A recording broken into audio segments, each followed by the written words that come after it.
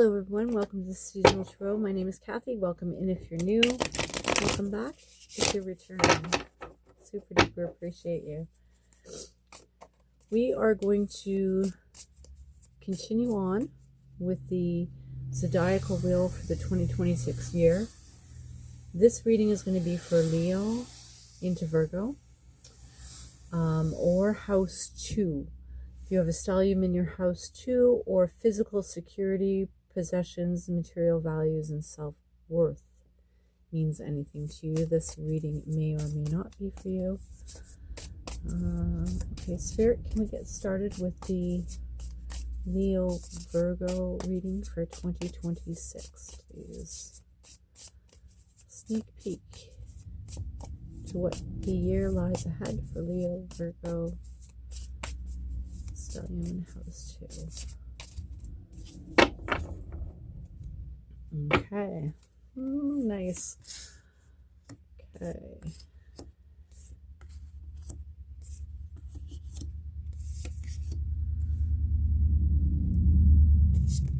I only have 12 cards. One card for each of the months. And then I'm going to put a 13th card in the center, which will be the 13th moon of 2026. Every year we have 12 monthlies calendar in the calendars, 12 months within the calendar year. However, there is 13 moons, and this is your 13th moon. Bottom of the deck, I took a sneak peek. That's what I said. Temperance. This is beautiful.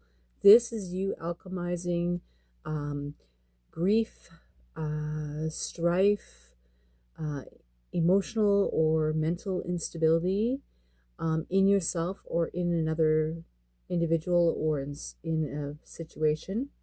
So you're handling things quite well, and I think that is a beautiful place to be. It is a healing energy as well. So can we start for Leo into Virgo for 2026, please, Spirit? So November into December, up to the winter solstice, we have the 5 of Swords. This card keeps returning. So there's going to be some mental strife. There is going to be, perhaps you're in this now. You have an option to sever ties or to bring this relationship into the future by evolving it. And that you can do not just through your mental acuity, but through your emotional, through your actions, asking for divinely led spirit to assist you with this. Don't feel afraid to call on your guides, is what I'm being told, to help you with this. So November into December, December into January, we have the Chariot. Beautiful. This is when this starts to take movement, where you're getting a forward progression. It's interesting that you have this card coming up in January, because the 2026 zodiacal new year for the Chinese astrology is the burning horse, or the horse of fire, or something like that. And in this month, you have the Chariot, and you have the horse here presenting itself with the sun and the moon right there and behind it. You know, you're protected within this journey, I hear. Again, the Temperance card is right there. So don't forget to ask for help from your guides. Tap in, take some time to journal things, take some time to look at things, weigh out the options. Don't do anything rash. Try not to let your emotions or your anger get the best of you. And don't be rigid on your decisions. Kind of take a step back and have a second look at something and ask your spirit guides for assistance. So January into February, we have the 4 of Swords. So the 4 of Swords is about you taking that step back. It's about you having worked through this with the help of your guides, and you now can put those 4 swords up and rest, knowing that that you are divinely led, and you're in the beginning aspects of seeing or feeling or navigating your way through that that process, where you begin to believe, again, is what I'm hearing, that you are there's more to you than meets the eye, and you are full of love, and you have the fortitude to get through this. Nice. Okay, January into February, February into March, we have the Four of Cups. So we have the Four of Swords. This is mental acuity. This is mental restabilization, because it's about foundations. It's a four. Four of Wands is about a happy home, threshold. This is about quietening the mind and understanding where it is that you need to go. And then we have the Four of Cups. So doing that balance within your emotions as well will be important. And again, you're being divinely led. If you choose not to go within the emotions and work those through as well, like you did the swords, I'm being told that there's a rat sitting on top of those cups. So it's up to you to pick that rat up and move it to where it needs to be, so that you can actually get in these cups and begin to understand those emotions. And the world, the universe will gift you with another cup, which is emotional growth. All right, February into March, March into April, with the Father of Wands. Beautiful. So there is that strike of ingenuity coming back to you. And this is the Wands. You're no longer afraid to take action on what had been ailing you coming into 2026. I'm hearing up until the winter solstice. You're starting to work through this beyond the first couple of months of 2026. You're turning inward. You're using your guides to help you with this, and you are rewarded by coming out the other end with a complete wand and knowing what action you want to take. And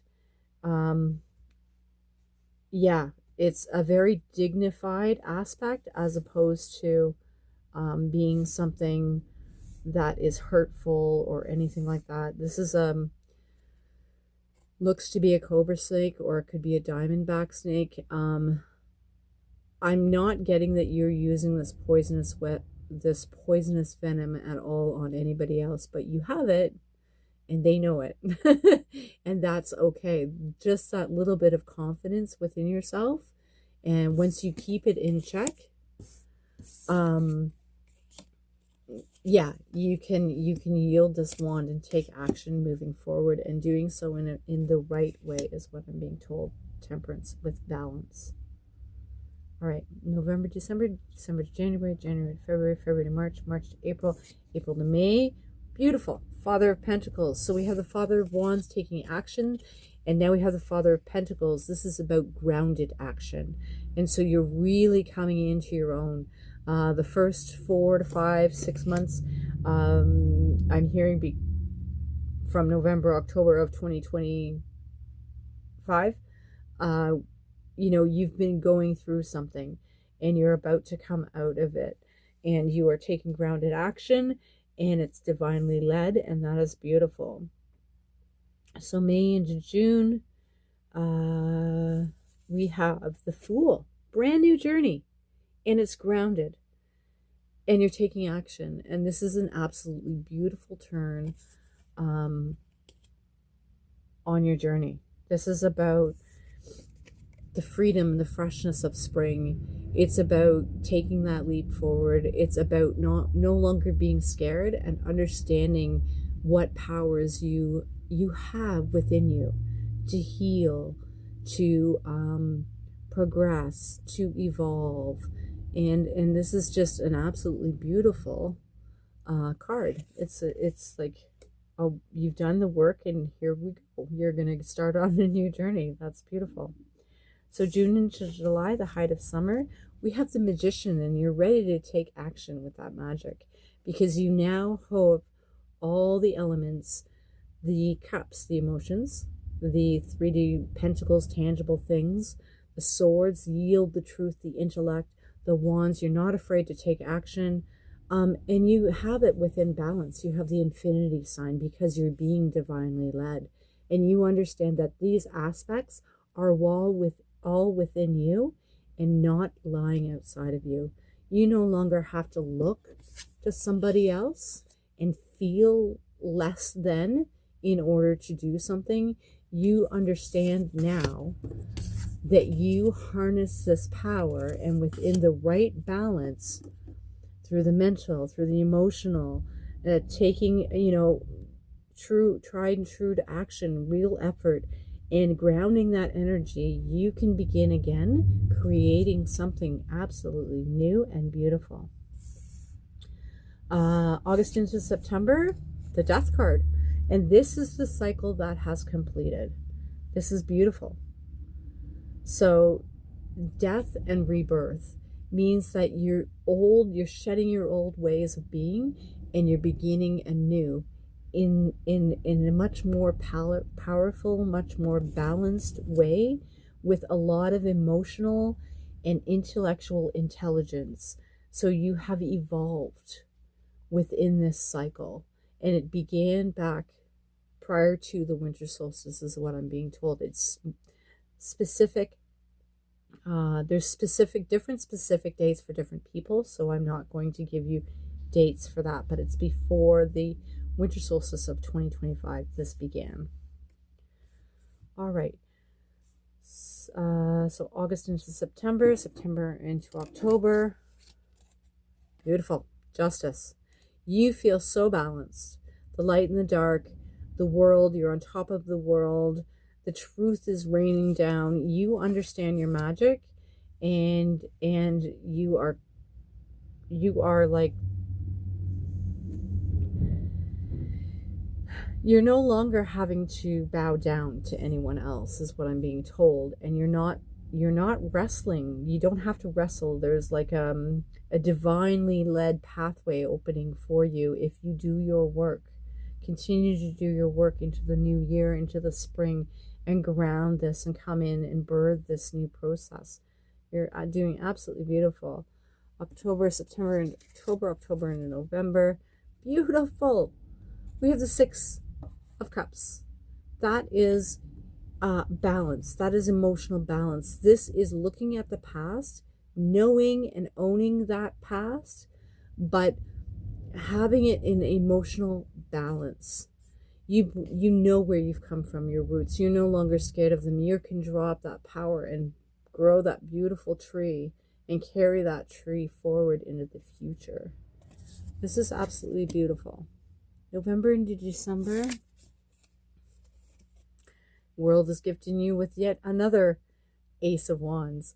So what other further action will you want to take around the winter solstice of New Year? Thinking about that, how would you like to go into 2027? And once you've completed this work into the fall, late summer, start thinking about that.